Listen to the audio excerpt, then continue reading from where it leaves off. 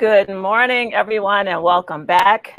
Thank you for your patience through that extended break as we got prepared for our amazing second morning keynote address this morning with Kara Stevens, the Frugal Feminista, Building the Wealth You Deserve. Good morning, Kara.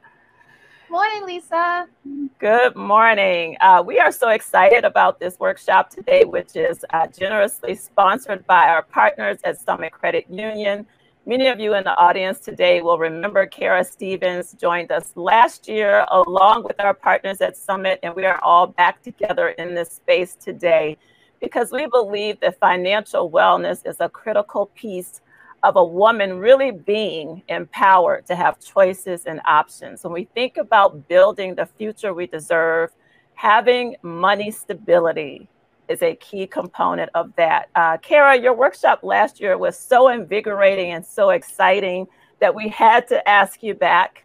And when we presented that idea to our partners at Summit Credit Union, who also sponsored this workshop last year, they said immediately, absolutely yes, because of the mission and the commitment of Summit Credit Union and every day supporting the financial well-being of women, members, and communities across Dane County and Wisconsin. So we're joined today again this year by our partners at Summit Credit Union and my dear friend and former colleague, Amy Crow, financial education specialist. I refer to Amy as the money maven, financial expert. She is the leader and manager of Summit's Project Money program, which teaches financial skills to families across our community each year for years now.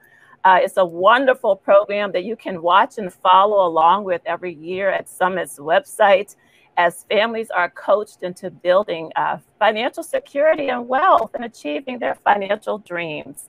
I know this firsthand because I used to work at Summit Credit Union, and Amy is one of my former colleagues, and we did much amazing work together, and it always gave me joy, Amy, to watch you on stages across Dane County, across Wisconsin, doing what you do best, which is empowering women, families, people, as a true financial expert, as a true personal finance influencer. So it's so fitting that you're here with us today to offer words and to help us introduce Kara, who is a national phenomenon. And I'll introduce Kara officially in just a moment. So sit back, everyone, and get ready for the knowledge and the power that's going to be dropped in this session today with Kara. But first, Amy, a few words from you, my friend.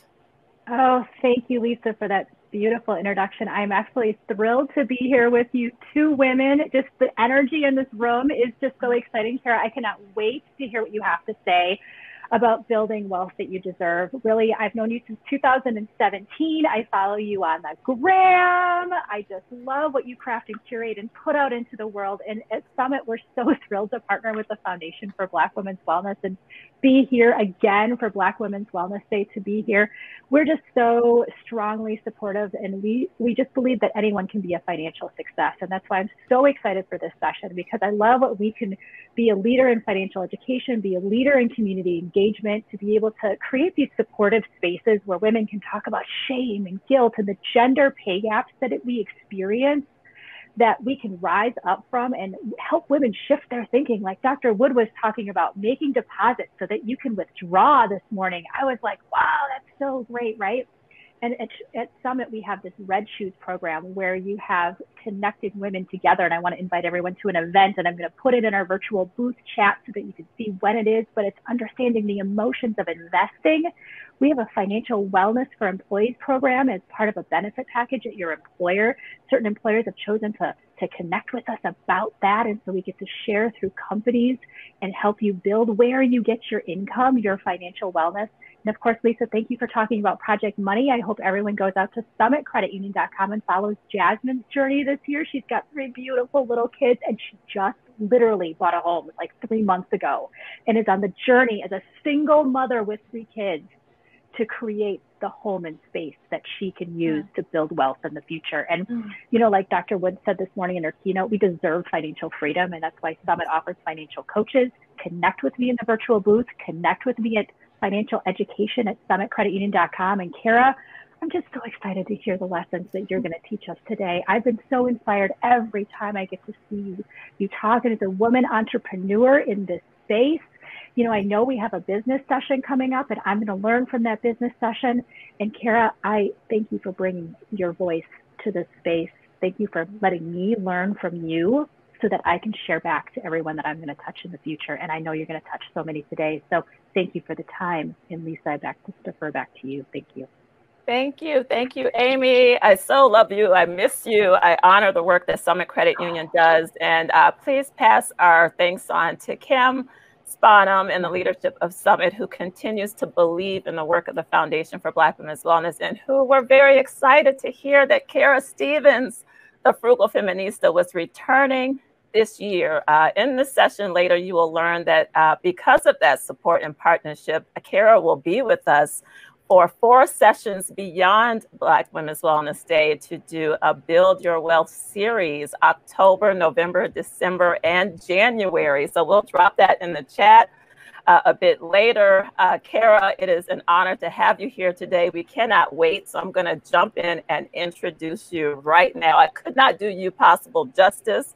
I watch you nationally all over the place in cities and states across the United States. I see and hear the transformational stories that women tell us, even in our own network, women who attended your session last year, whose whole lives have been transformed as a result of what you left in the space last year. And maybe if they're here, they'll give some testimony about that. But to our audience, Kara Stevens is a life coach, writer, speaker, and founder of the personal finance and lifestyle blog and brand, The Frugal Feminista. And you can visit her at frugalfeminista.com, thefrugalfeminista.com. Someone dropped that in the chat for us.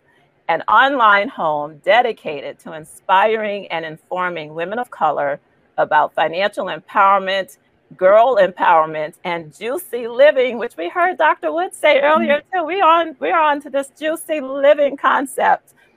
As a financial friend, Kara teaches, coaches, and guides women and others moving their money mess to a money maker. When Kara created the Frugal Feminista, she wanted to tell the truth and nothing but the truth about Black women and money. So you're going to hear the whole truth today. Since 2013, Kara has worked with thousands of women as a writer, a coach, a consultant, and a speaker, helping Black women break up with being broke. We are here to break up with being broke, to break free from money blocks and personal hurdles that keep us from achieving financial confidence, living a debt-free life, and owning our piece of financial peace. I think you heard that play on words. Owning our piece of financial peace. And so we welcome you into this space today, Kara, with all the magic that you're going to bring. Thank you for saying yes and for preparing what we know will be a powerful presentation that we are so ready to receive. Well, I'm so excited to be here. Thank you so much, Lisa. Thank you so much, Amy. Thank you so much for the energy. And I'm really excited. So let's get started. I hope I live up to this because I don't know what's going on last year. You know, we were going through some stuff and we still going through it. Yes, but let's go. Let's go. Let's go. So I am fully looking forward to it, just waiting for everything to come up. And we can get, so let me explain something to you. That's the workbook. So that's great that you guys have that. So you see this as a workbook. I have it here printed out for myself. We're going to email or give this to you some way so you can have this, that you can have it over and over and over again. So you can actually use this resource. Now for the presentation, we're gonna wait for the presentation, but in the meantime, what I want for you guys to do is in the comment section, please let me know, what is your why? Why are you here? For your finances, What do you want for your finances?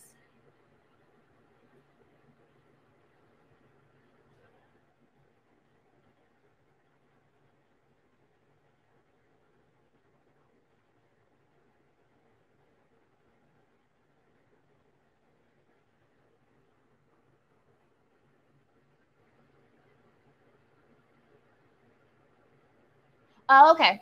So, what I want you guys to start, I need to see, what is your why? Karen, yes, you want to retire early. Yes.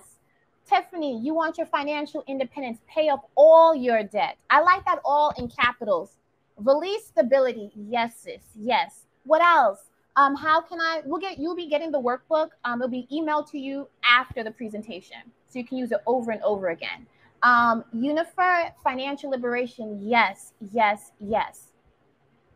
Freedom from debt. Yes. Debt elimination. Yes, Mary. Yes. Better money management and being example. Cassandra, we are on the same page, because you're not just doing it for yourself, you're doing it for others. Your little mini me.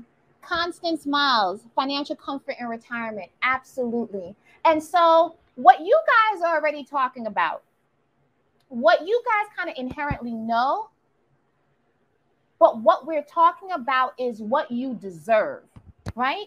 We're talking about the wealth and wellness that you deserve, right? And in the chat, please let me know. Tell me and affirm with this affirmation we're going to start with. I deserve wealth. I need you to say it with me before we get started with our presentation.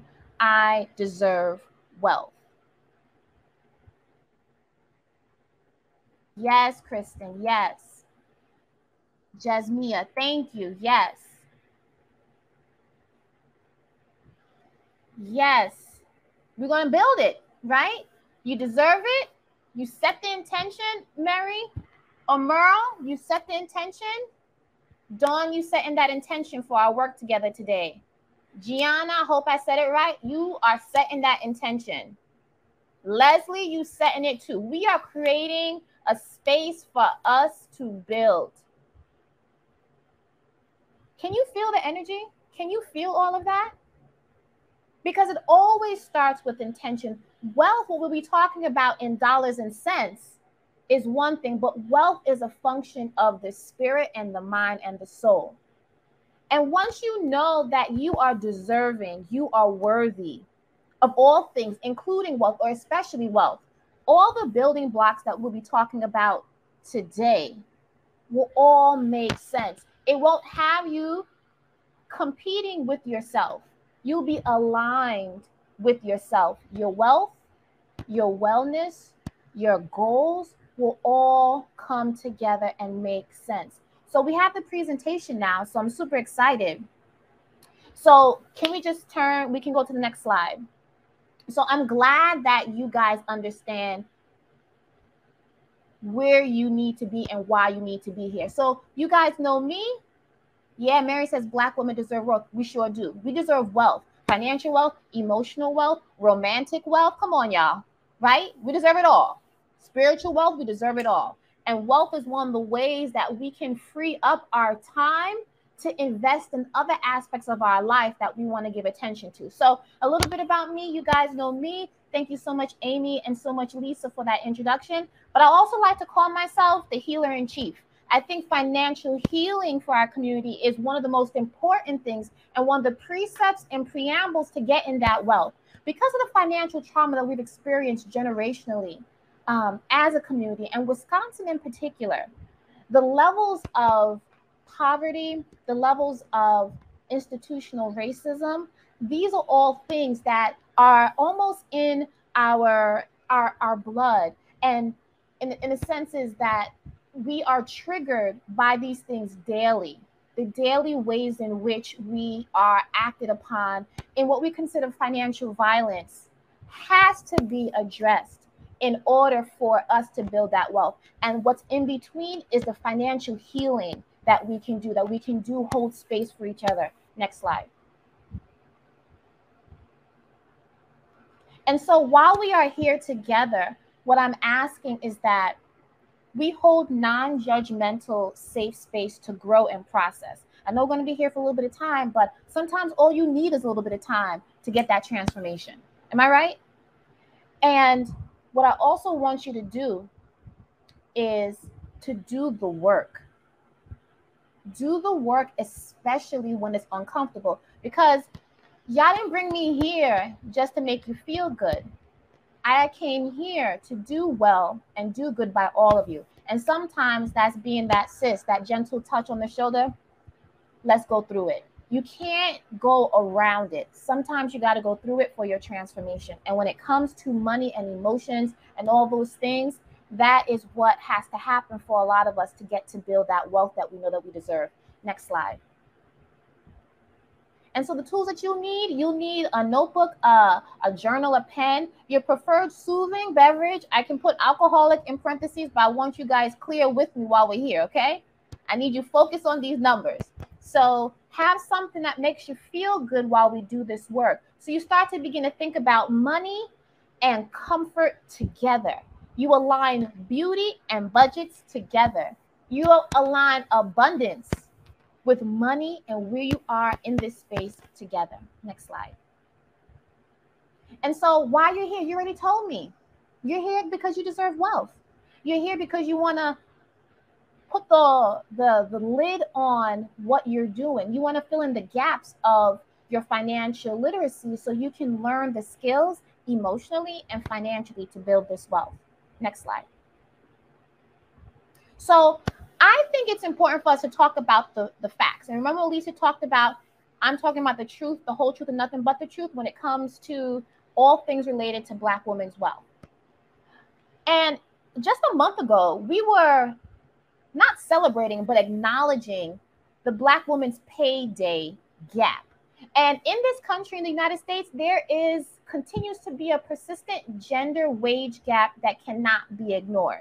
Women earn 82.3% of what men earned in 2020 based on median earning salaries. And even though this has increased from 62.3% in 1979, nonetheless, when white men and men in general are making $1,082, women are coming in at $891 every week. And that's just not right. Next slide. And then when you get into women of color, let's break this down. Most women of color are not getting their just due, right? And we can look at Asian Pacific women. They get 87 cents to the dollar. White women get 79 cents to the dollar earned by every white man based on a full year round median income. Now let's go down. And when you get deeper into the Asian community, which we won't go deep into here, but Burmese women get less than their maybe South Asian counterparts. Nepali women are paid way below as well. But Black women earn 63 cents to the dollar, y'all. 63 cents. Latinas, 55 cents. And Native American women earn 60 cents to the dollar. Next slide. This is 2019 data, ladies. And even high earning fields, the industries with the biggest wage gaps still continue to be in finance and insurance. Even though women account for more than half of employees in this industry, they earn only 61 cents to every $1 a man made. So let's talk about that. So if you are, pick your color. If you're Black, if you're white, if you are Asian, you are not getting your just due. So what it means is that when August 4th came around a couple of weeks ago, that means you had to work deep into 8 months and 4 days of the year into 2021 in order to make what your white male counterpart made on December 31st, 2020. Do you guys get that? Do you guys get that? Next slide. And so there are deep implications for this. Deep implications. So based on the wage gap today and based on what women lose in the US, on average, $406,000 to $406 I'm sorry, $406,280 over a 40-year career compared to white men. Now, I left all the numbers here. Asian women, you missing $336,000 from your account, from your bag. Native American women, $895,880. Black women, $964,400. Latinas, over $1 million. Native American women, $986,000, and white women, $555,360 that are missing from your travel, your trips, your self-care, your retirement fund. Now, let me ask you a question. What could you be doing with close, if there most of us are Black women here? Yes, Lisa's like, I want my money back. Tell me, y'all, how big mad are you? Are you little big mad or big mad? Just let me know in the comment section. And what could you be doing with $964 extra $1,000 that you are actually entitled to had we had pay parity in this country? So let me know, how big mad are you? Big mad? You big mad. Thank you, April. Yeah, you want your money back. Big, huge mad. Thank you. I just need you guys to know this is what we're up against. So when people come at you, Sandra, you big mad. Yes, Tamika, big mad. Seriously, when I was doing my research for this, you know how upset I was? I was all up in my collar.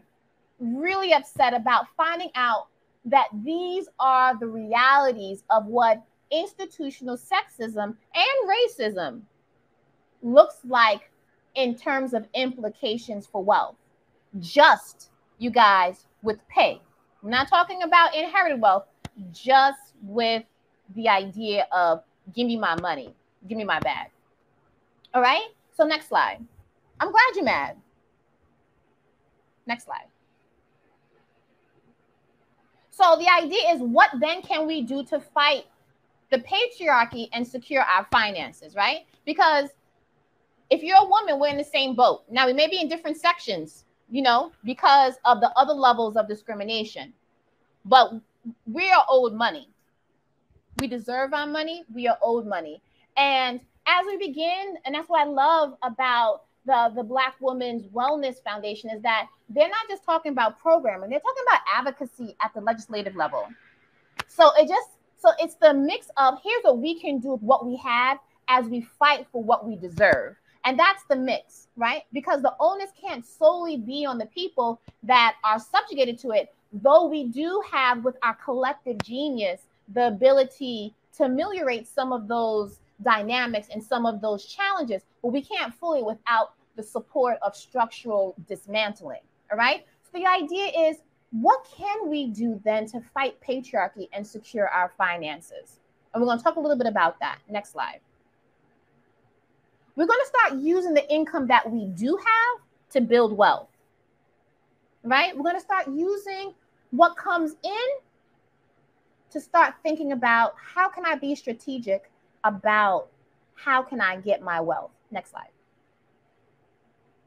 So when we talk about wealth, wealth is dollars and cents measure of basically your assets minus liabilities. Next slide. Now, an asset are items you possess that have monetary value, such as your home, investment properties, vehicles, retirement accounts, and money in your personal savings. All right? So just let me know in the comment section, give me at least 2 or 3 assets that you have that you can think of. And if you have a savings account and you have a checking account, you can consider those as 2, right? So let me know that you already have some wealth. Let's just be sure that you're aware of it, because part of also this process is acknowledging what you're doing well. Like, you're already an asset builder. You just have to recognize that you are. Next slide. And liabilities, on the other hand, are all of your debts. So it's your mortgage, your car loans, student loans, and your credit card balances. And what a simple way is to think about it is what you owe. These are your financial obligations. Next slide. Now, what I want us to do is for us to begin. Now, you don't need the workbook for this. You'll get it a little bit later. But what I want you to do is to start thinking about just as I started to ask you, what are your assets, right? What assets do you have? And I want you to begin to calculate your net worth. So on a piece of paper, I want you to think about assets on one side. Just write down your assets and how many you have. And on the other side, I want you to write down your liabilities. Look at you. Yvette, you got a whole bunch of stuff. Sylvia, you got a whole bunch of stuff. You guys are in the business of asset accumulation. So don't let them out here telling you that wealth builders do not look like you, because they sure enough do. So let me know, what are some of your assets?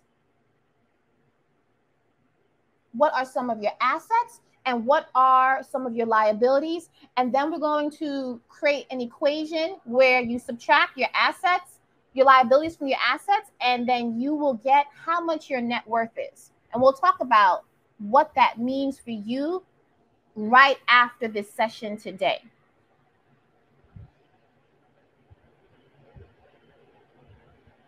So I'm gonna give you about 1 minute just to start. This is not something we're gonna do. When we get into those deeper sessions together, the 4-week piece, we'll go deeper into how do I actually get all the paperwork in order for me to create my full net worth. But what's important now is that you are beginning to make the connection of wealth is your assets minus your liabilities. So what you owe minus what you own minus what you owe. Next slide. Now, as you go through this process of trying to figure out what your net worth is, you may find some things. You may find that you may have high income or low net worth. And here's what that means. If you are high earning, but you have a lot of liabilities, maybe you have a lot of debt, you just bought a home, that means your total net worth is on the low end because of the liabilities that you have. On the other hand, you may realize that my income may be low, but I have a high net worth. That's possible. Why? Because when it comes to those of us that live within our means, for those of us that paid off our mortgage, maybe for those of us that are working part-time, maybe for those of us in retirement, we've put the time in to build up our nest egg. So now, right, we have,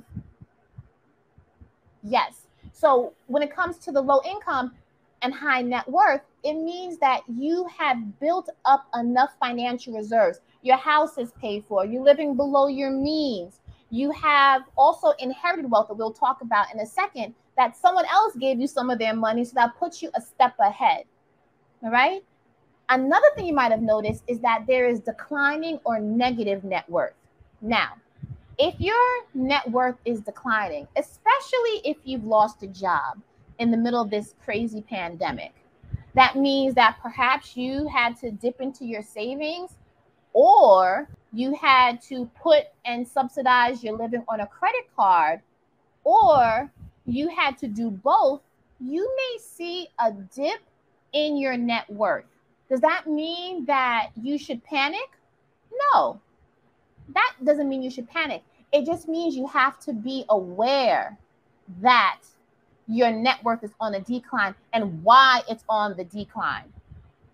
On the other hand, if you have a negative net worth where you don't even, when you take away everything between all the things that you owe and all the things that you own, and you still are coming up short, that's also not a cause for concern necessarily, especially if you have just graduated from college, graduate school, or your undergrad. You may have a lot of debt because of educational loans, but you know that this education hopefully will be able to, with a new career and with the investments that we'll talk about, be able to move and get you on track to growing your net worth, so it gets first to zero where you are even Kevin, and then it starts to grow up.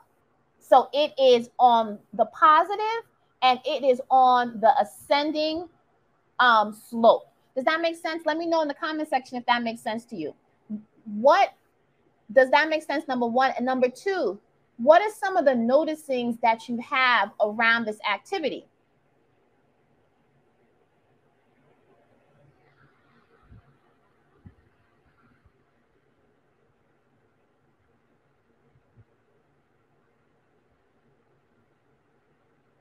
Perfect.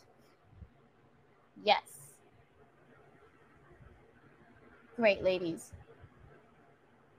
So what I want you guys to understand is that as you begin to calculate your net worth, and this is your homework, because did you remember, I'm not sure if you remember from last year, this is you're new to me, I was a classroom teacher and I was a school administrator. So I'm all about homework / life work. And so what I want you to do, I need you to find a time where you feel good, where you're not distracted, where you could be having a financial date with yourself, and you are going to calculate your net worth at least quarterly.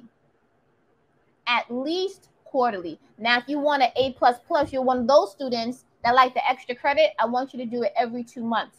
Why? Because a lot of things can happen in 2 months when you stay focused, right? You may get a new job. You may decrease your debt. And we're going to talk about how you can begin to do each side. But I want you to at least have the self-awareness that wealth is not just income.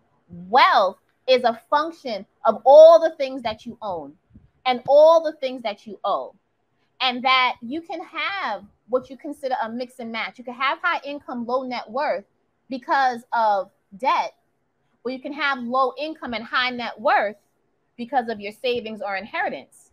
And that the decline in negative net worth does not have to be a prison sentence and does not have to be your normal forever. All right, next slide.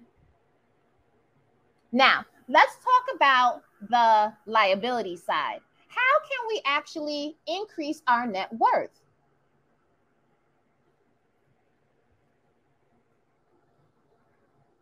Oh, okay. Wealth is not just income, it's a function of all you own and all you owe. Yes, yes, yes. So let's talk about the liability side. How can we begin to demolish debt? Well, first, what you do is you attack your high interest credit card debt first. Why? Because interest is not your best friend on a credit card. It is your worst enemy. Say it again. Interest is not your BFF when it's on credit. Your interest is your BFF when it is invested for you because of compound interest. So your goal is to attack all high interest credit card debt first to increase your net worth. Next, I want you to think about if you have student loans, especially those pesky private loans that rarely are forgiven, that are not experiencing the moratorium on interest rates, for you to possibly refinance them so you get to decide if you have stellar credit. That's why it's important to keep it so you can have it as a tool for you to say, listen, I'm a great risk. You can lend me the money to repay this private loan at a lower interest rate so I can save thousands on the interest and also reduce the life of the loan. That will allow me to demolish my debt more quickly and get out of having to pay unnecessary interest on this loan. Yes, refinance these private loans. And what I want you guys, and this is, we're not talking about student loans right now, but let me tell you this. A lot of us think student loans, student loans, student loans, all my student loans. I want you to think about debt, and I want you to think about how can I get rid of all high interest loans or debt in my life? And what are my categories for low interest debt? Got me? So of all things, you want to get rid of your mortgage, of course. But if you have credit cards and you have student loans and they're double-digit interest, don't worry so much as a high priority for something that has 3% or 6%. You got me? So when you're thinking about all debt, spread it all out like a buffet and see, put a category. What has high interest? student loans? Is it my car loan? Is it a payday loan? Is it a personal loan? All those debts get your attention first, because that interest rate, like I said, that is not your BFF unless it's working on your behalf to grow your money in a Roth IRA for retirement and in a brokerage account for your investments. It is not your friend until it's working on your end. You get me? But it's making more money for the banks and more money for the institutions. So I want you to begin to understand, when it comes to looking at student loans, look at interest rates and look at all debt in terms of how much am I being charged to hold on to this debt. Next slide.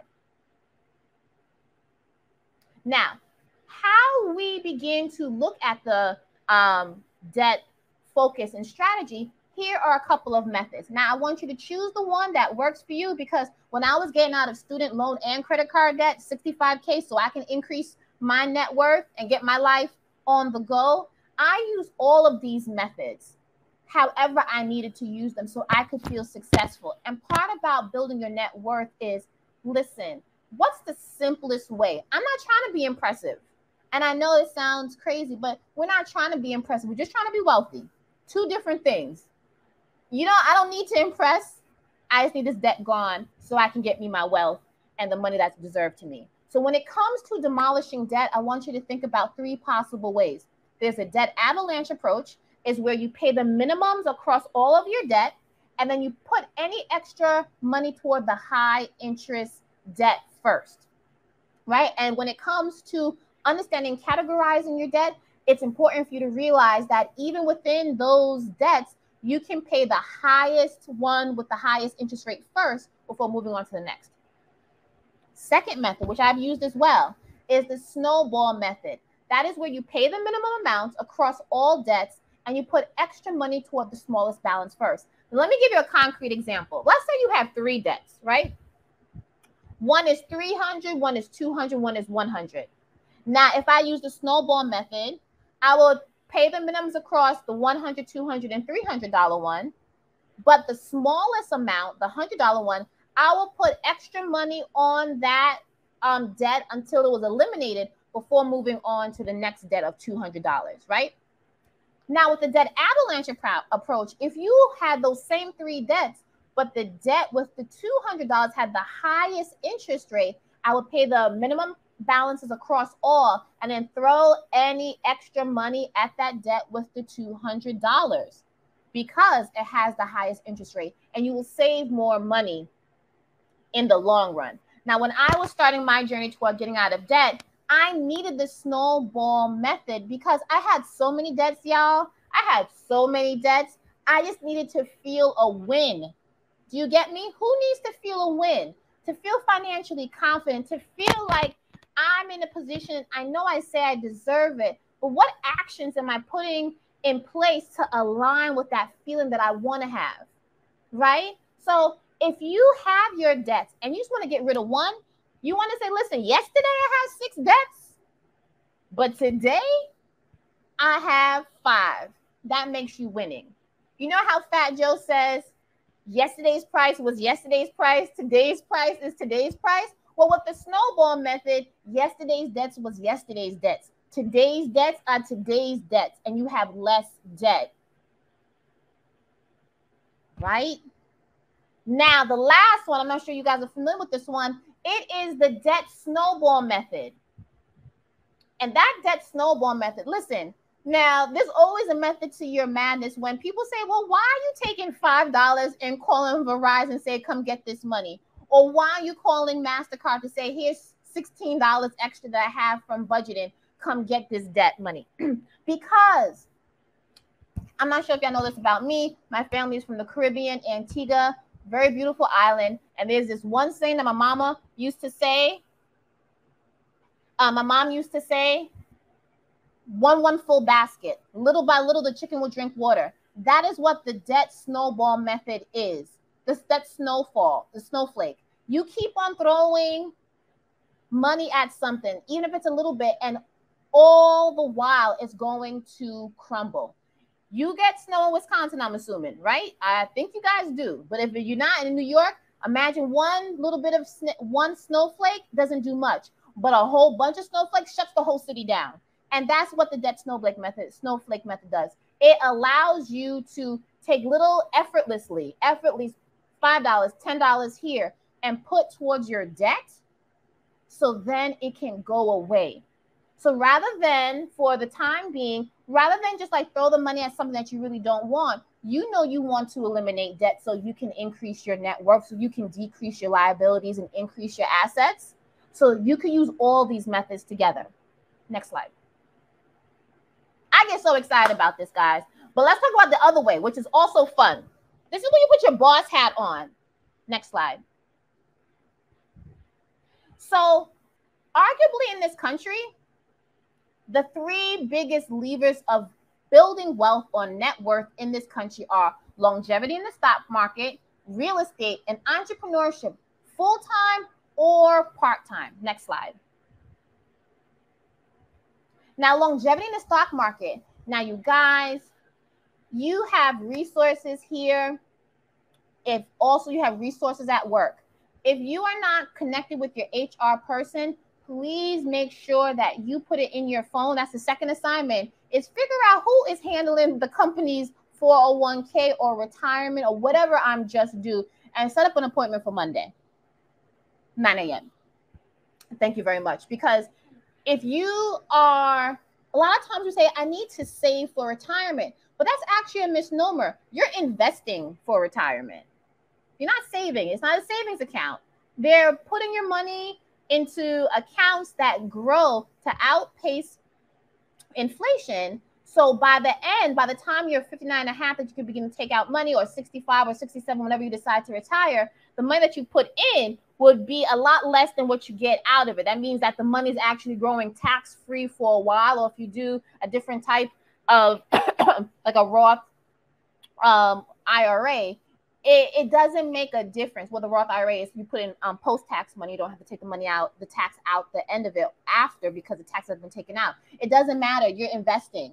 So if you've never thought of yourself as an investor because you only do your company's 401k or whatever tax-deferred annuity that you do at work, I want you to switch that thinking and let yourself know that you've been investing for a while.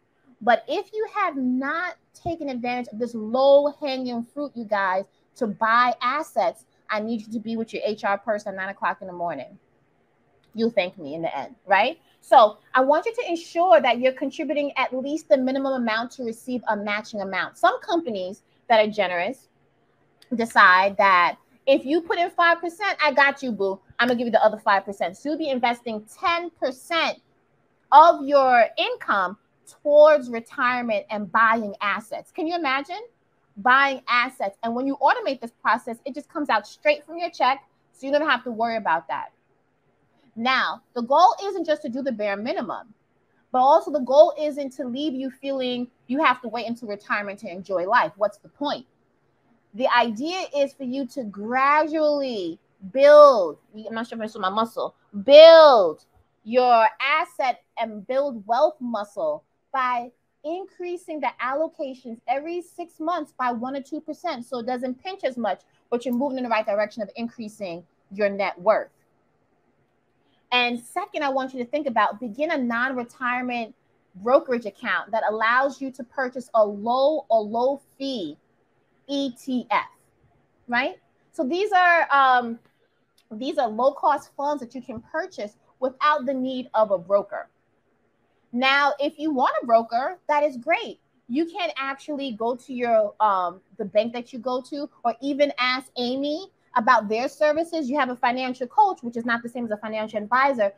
Summit may be able to help you get your financial team in order. Have your financial team in order. You don't have to do this alone, ladies. I know one of the things that keep us broken is that we think we have to do it on our own. No, you better, after Amy comes on, you better figure out, get that email. She's offering you a life support. She wants to help you create a team that allows you to build wealth and buy assets. So connect with your financial coach if they offer, and then see if they have financial advisors that will specifically talk to you about growing your money. right? Outside of your job. You got that? So you have the stuff that you get at work. And if you don't get it at work, you go to talk to Amy at Summit Credit Union, and then, right, Summit Credit Union, and then they will be able to help you get your financial life together, right? So look at that. She's even saying we have both financial coaches and financial advisors complimentary. Y'all, we're not just taught. What ends up happening is that they always want to move women to like, hey, save $10 here, save $3 here. No, that is one way to build wealth, and cutting coupons is cute, but we're trying to build wealth with the quick fast. So I need you to get your team in order. Tell me I'm getting my team in order this weekend. Tell me that you're getting, well, not this weekend, this week. Tell me that you're going to get your team together to buy assets. Black women buy assets. We should put a hashtag on that, right? Or finally, longevity market also includes researching robo-investing options. Now, if you decide that robo-investing is what it's like, you figure out what your retirement date is. For some, you set it and forget it. So there's betterment accounts, there's Wealthfront as an example of those that are robo investors. You just kind of do it once, check on it, and it feels very unintimidating to get started. But you can do all four. I do all four. Okay? You don't have to choose with this. Next slide. Now, the second lever of wealth in this country is entrepreneurship. Now, you know, everybody is talking about, thank you, y'all, getting your team together. Yes, you don't have to do this by yourself, and it's super easy. Yes, Black women buy assets. Yes, we do. We buy shoes, we buy assets. We do it all. Entrepreneurship. Now, this is when you create your own product or service online or in a traditional brick and mortar location. Next slide. Now, here's some low-cost businesses that you can include on your journey toward entrepreneurship. You can take what you do now at your job and just put consulting on it and be able to charge 4 and 5 figures for the work that you do, assuming that you do it really well. So you can do consulting work, graphic design, online in-person teaching, ghostwriting, curriculum writing, software development, coaching of any sort. And you could be a coach at something that you have personally achieved and accomplished and done well, that people will look up to you and be like, well, how did you do that? So they're health coaches, they're financial coaches, they're divorce, pre-divorce, post-divorce coaches, single mom coaches, self-love coaches, self-care coach, like whatever you've had an issue in and overcome, you can become a coach in that. And then I swear to you, there's a tribe of women looking for your particular journey on how you did it so you can coach them. And that is a very low cost way for you to begin to bring in a couple $100 or a couple $1,000 a month. And that's how the Frugal Feminista started, to be quite honest, right? So vending machine businesses, concierge services, organization and cleaning services, childcare service for parents and children. A lot of us have aging parents that are stuck in that generation where they have aging parents and small children. A lot of people need support. So thinking about that, next slide. And so the other idea too is that if entrepreneurship is not for you, and it doesn't have to be, and you can do all those things part-time, full-time, or anytime when you need money, please know that you are not less of a Black woman if you're not side hustling 7 different things. You may choose one that you want to do and do it, and then do it until you don't want to do it anymore and choose something else. But the other side is that you may not have the entrepreneurial spirit or the bug, and you don't have to, but if you use your money, you can invest in other people's businesses and make money through that. You can own equity in someone else's company. And that's a concept that I think more of us, rather than feel like we have to be maybe on social media or proving that we're the boss, we're the new boss, we're the boss babe. You don't have to do that. Like I said, you can have quiet money that comes in, boring, predictable money that comes in, and someone else is out there being the face of the brand. You don't have to be the brand. And I think it's important for you to know that that is an option. So sometimes when it comes to being an angel or seed investor, they participate in businesses at early stages that may either have a little bit of revenue or very few to little customers. But a lot of times when you're investing in someone else's business, you're investing in the product, but you're also really investing in the entrepreneur. Like, do you think they can pull it off? Now, with all things being a risk, just like investing is a risk, you want to choose this wisely. But something for you guys to think about as you begin to think about, how can I begin to buy assets to increase my income? to increase my net worth. Next slide. Real estate, the final lever of wealth in these United States. Now, a lot of people may think that, girl, I don't have no money, Kara, to be buying up places. But what about a room? Can you rent a room? Can you rent an attic? Can you rent your car? You know, can you rent a garage? Start small, ladies, start small. Can you rent you can start renting mobile homes. You don't have to, you know, put in, you don't have to buy something huge, but renting mobile homes is quite lucrative. And you don't have to do it alone. I think one of the biggest things with us is that we think we have, how am I going to do this? Well, you have possible partnerships right here in this community today. They are all here trying to understand how can they build wealth.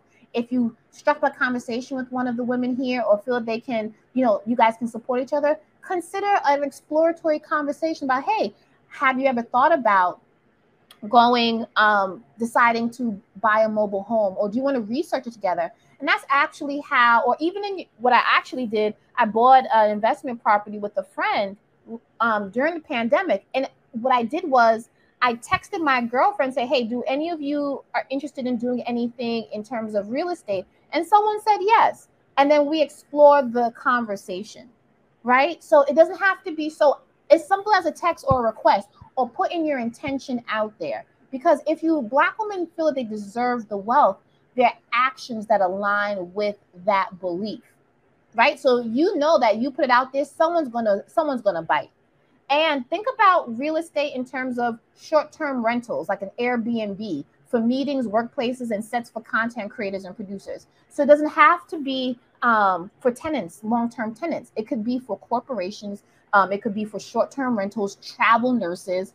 There's a world out there, ladies, and I want to make sure that you feel that you can pick and choose what you want to do in order to build those assets. Next slide. So now that I've asked you, what is your vision? We've come to this section of the presentation and the talk about us deserving wealth. What does that look like? I know we touched on it now, but I'm going to ask that question again now that you have new information. Has this new vision gotten a little bit clearer? What could be a part of this vision for yourself, right? Does it include going to your HR person? Does it include thinking about what could I sell? Is this something I want to do part-time or full-time? What's the product or the service that I want? Is it that I can start thinking about real estate in a different way? Like, I don't have to be a white man in order for me to rent, you know? You don't have to be watching HGTV and thinking that you got to buy, you know, you have to have a listing that's a couple million. Your unused storage room can be the beginnings of your empire, ladies. Do you see what I'm saying? You have that vision. Don't let anybody take that away from you, but also do not despise humble beginnings. Do not despise the humble beginnings, because you are building a foundation. And I'm going to say this in the words of a good friend of mine. Sometimes it's supposed to be a little hard in the beginning because you are learning. It's supposed to be a challenge because you won't notice, but now you do. And the way you get better at it is that you try a little bit more each day. You master the basics. So when it comes to getting that abundance, it's going to be hand over fist because you've mastered the basics. So I think we have 11:50. I think is it time? I can continue, but I just want to make sure that we have time. But yes. So what is your vision, right? So Yvette is saying you can start from anywhere. Yes, you can start from anywhere, ladies. Do not despise, yes, humble beginnings. Do not. Because every new level, you're going to encounter something. So just enjoy the level that you're at and don't worry so much about the next level. So in thinking about the work that we just talked about, we've talked about your assets and we talked about your liabilities. What is your vision for those? And let's start creating an idea of, it is now almost October 1st. Where do you want to see yourself with respect to your assets? Let's talk about October 1st. By October 1st, because we have at least a week between now and October 1st, what are 3 small things that you can do to either decrease your liabilities or buy assets? what are 3 things you can do? And I want to see them in the comment section. I want us to be able to get ideas from each other.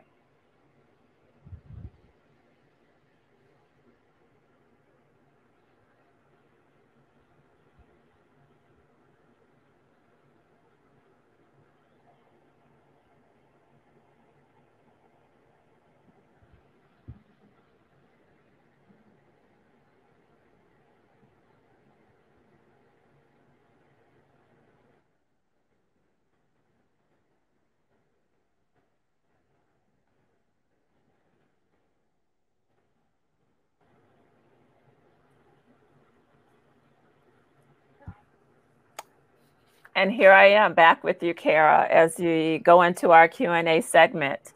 I was distracted reading so many of the comments in the chat. There is so much rich information that you've shared today. And as always, I have just so many thoughts flowing in my head. And I see so many women who are beginning to think about all these pathways to wealth building that you've touched on today.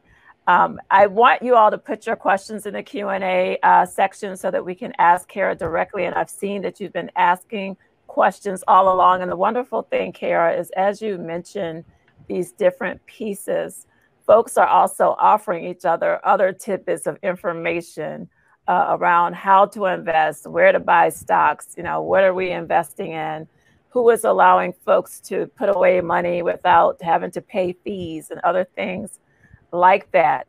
But we have a couple questions for you. And we want to thank you, Kara, for working through some technical challenges we've had today on the background with connectivity and all of that. So everybody, let's snap up Kara right now for jumping in and continuing to deliver this incredible information despite the glitches that we've experienced in getting connectivity today.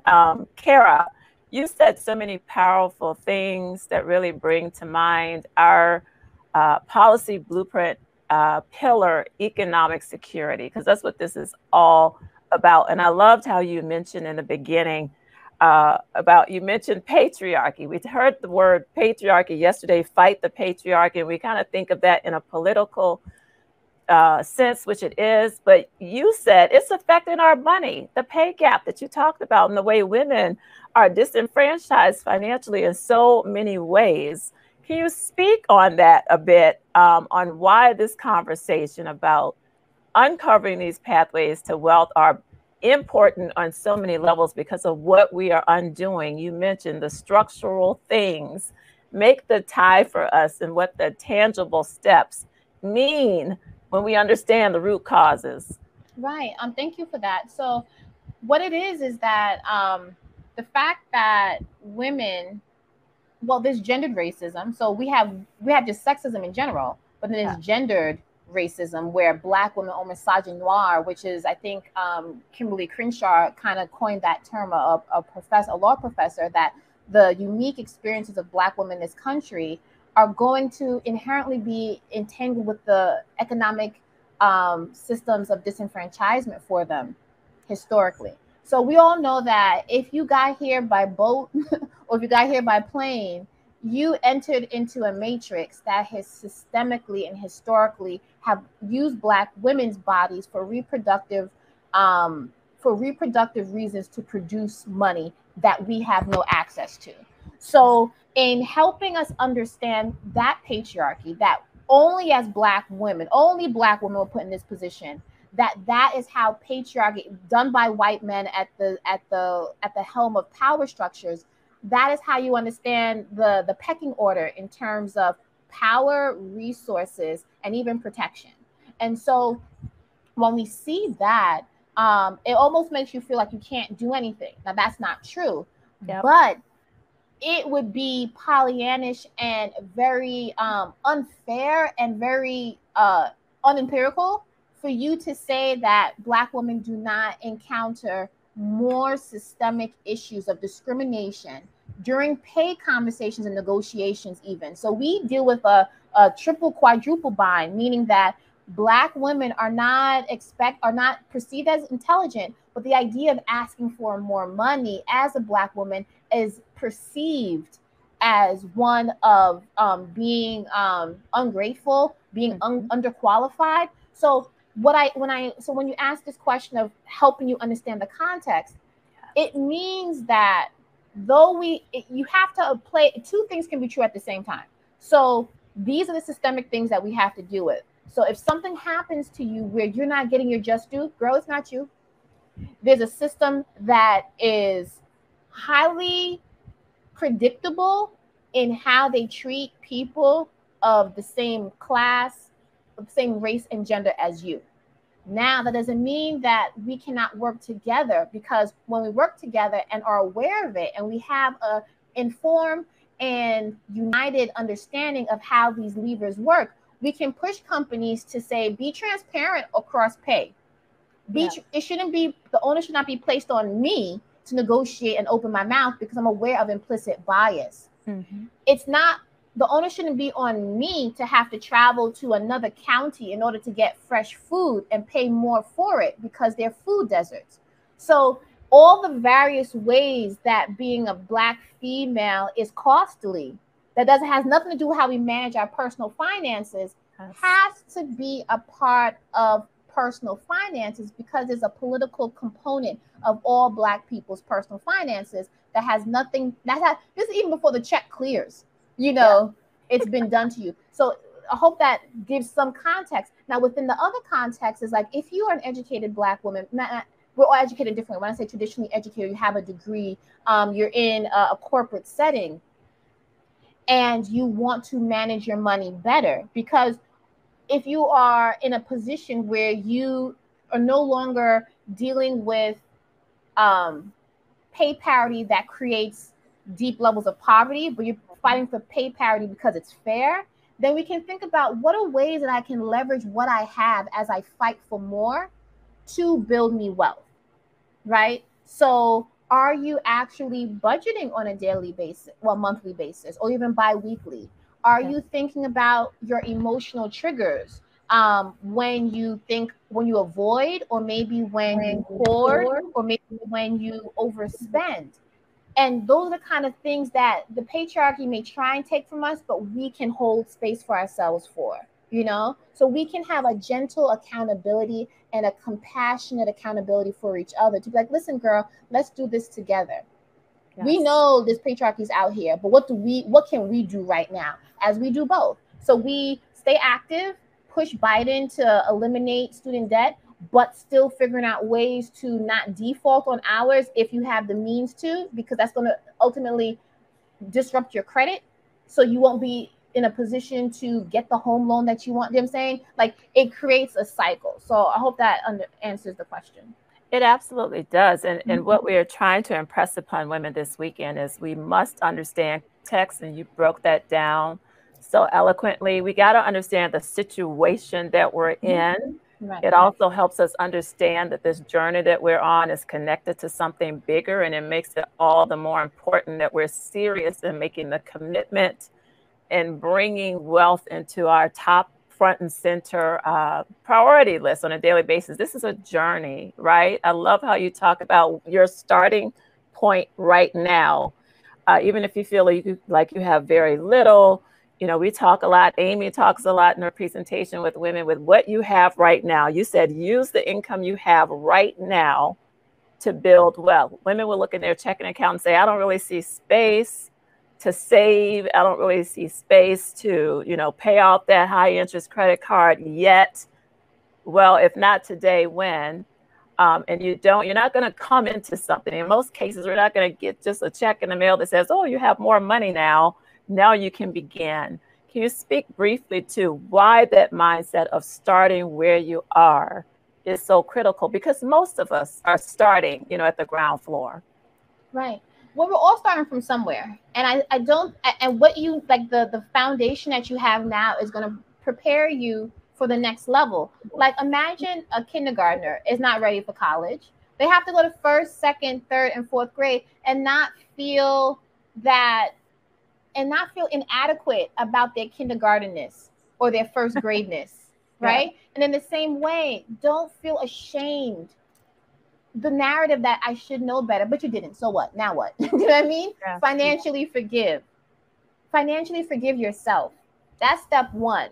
And I think that is it, because even if we're powerful women in all aspects of our life but our finances, then understand that how you grow in your finances is going to catch up with the other areas of your life. It's not a life sentence, and it helps you prepare. So could you really be ready for $1 million if you haven't managed 100? I mean, maybe, perhaps, but the ideas, the creativity, the resilience, the strategy that comes with managing what you have, feeling good about it, and preparing for the next level will put you in the best mindset and skill set to receive the next level. Because you've seen so many stories about those that won the lottery. If that amount of financial wealth is not put on a strong foundation of mental and emotional and spiritual abundance, it's going to be gone. And I've seen studies with people, depending on their money mindset and appreciating where they are, where they start, if they haven't internalized those beliefs of I have enough, I am enough, consumption doesn't have to be conspicuous. I could be that quiet millionaire. I'm good with what I have while I wait for more.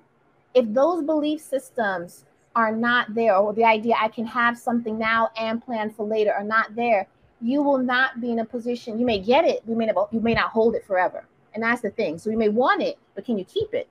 And that is where that difference between being comfortable where you are as you work for more will get you in a position not just to hold it, but to hold it forever. And I know some of you were saying pass it down to your little ones. Yes. That's the kind of wealth that we're trying to build. So you build your first wealth, then it becomes generational when you can pass it down because you have more than enough. Wow, this conversation is so timely right now. Another question that we would have asked if there was time for women who may be thinking, this is wonderful, this is great, we're all on this path, we want to build this financial future we deserve, we're going to get there. How do people keep that front and center in this COVID age, which is impacting all of our money? We know Black women have absorbed a great deal of the fallout, of the economic fallout in terms of what's happened with jobs, what's happened with pay. Some folks have left the workforce and are working to start again. Others have seen, hours reduced and their earning power has been curbed. Some who are in business and entrepreneurship are feeling the impact of declining sales, or were preparing to step into entrepreneurship and now not feeling if they can, make that step because of the uncertainty. 30-second response to what is the mindset and maybe the steps we need to take to still stay focused on wealth building despite that challenge? Well, I'll say this. One, things change. So COVID last year versus COVID this year, two different things. We have a vaccine. The world is beginning to open up. So I would kind of move with the movement of optimism and possibility, one. And two, within that is this idea that this is temporary. It's hard, but it's temporary. And then three, once we get on the other hump of it, is what kind of systems and structures can I put in place? And when I mean, who do I know that I can tap into right now? Who do I know? Well, we know Amy, we know Lisa. Are you making use of the resources that you have? Are you making use of the Black Women's Wellness Foundation? Are you? You got to be, because we can't come to your house. Do you know what I mean? Set your phone, find out, go on the calendar, get the calendar of what's going on there. Attach yourself to someone that is doing what you want to do 6 months from now, between 6 and a year from now, not even 5 years from now. Someone that is where you want to be, who's doing it. And you'll be able to get there quicker because you've partnered up. So keep things simple. You know what I mean? Have hope by seeing the trends and everything is moving towards opening. And two, attach yourself to something, an institution that says, come here, let me help you. Well, if they said, let me help you, let them help you. I have no shame. If I'm the only one, even better, because it's all for me. Like, seriously. I love that. And on that, we're going to say optimism and possibility is what we're leaving this session with today. You have covered so much territory in just an hour's time, and there's going to be more opportunity for us to spend time with you, Kara. I'm so excited that you said yes. I think we talked about this back in August, maybe it was July. And you said absolutely for this group of women who are so motivated. And like you said, we're all at different spaces and places in our financial journey. But the series that we're developing with you will meet women where they are, those who are just beginning and those who are a little more accelerated. And we will share more information with you all about the 4-part Build Your Wealth series. The link that you see scrolling across the screen right now and in the chat is where you go to sign up for our interest form. If you'd like to spend more time with Kara, as you can see, it's going to be life-changing. We love seeing all the comments to say how life-changing and helpful and useful and valuable just this 1 hour has been for the women in this group. So we expect to see you all signing up. We will do a quick turnaround with details about the series that will start next month. Kara's already getting ready. She's already sent us an outline of the curriculum. We're fired up about it. And again, we want to thank Kara for being here today with us. Let's snap Kara up again. Kara, we wish we had another hour with you. Right. There's so many places where we could go deep, right? Yes. And our series will allow us to do that. You are brilliant. Please know that you can go on to Kara's website and purchase any one of her books. We gave away several of her titles last year. We highly recommend them. They've been instructive to me, Kara, in my personal finance. And I will tell you, for me, since last year and following you and reading your advice, along with the advice of my wonderful financial experts at Summit, of which Amy is one, my life has been transformed financially. And I want you to know you've been one of those champions on my team who's made that possible. So I thank you for that. Amy, before we leave, could you just plug once more how folks can get in touch with Summit Financial Advisors? Hi, all. Kara, a fantastic session. I have so many Post-it notes. Financial education at summitcreditunion.com or visit me in the virtual booth. Financial education at summitcreditunion.com or summitcreditunion.com on our website. Awesome. Thank you all for being with us for this session today. As we close out, we have a special message from Summit Credit Union Vice President Becky Gerathanis. But don't go far after that message because we'll be rolling into our next session, which Kara foreshadowed for us when she talked about entrepreneurship as that second lever of wealth building. We will talk about Black women in business shortly, but first, a message from Summit Credit Union. Thank you, Kara, so much. Thank you. Thank you, Kara. Bye. Bye, Kara. Hi, I'm Becky Gerathanis, Chief Operations Officer at Summit Credit Union, and I'm honored to welcome you all to Black Women's Wellness Day. The whole Summit team joins me in congratulating and thanking the staff and volunteers at the Foundation for Black Women's Wellness on 13 years of impactful work. We at Summit have been fortunate to work alongside Lisa Payton Care for many years as a colleague and now as a community partner in support of Black women's wellness. It's a natural partnership. Summit empowers women to improve their finances with confidence, and that reduces stress and improves overall well-being. We know Lisa's passion for wellness and the relentless energy she and her team devote to improve the lives of Black women. I'm sure you'll feel their care and dedication in every minute of this year's event. And I hope that you leave today ready to build the future that you deserve.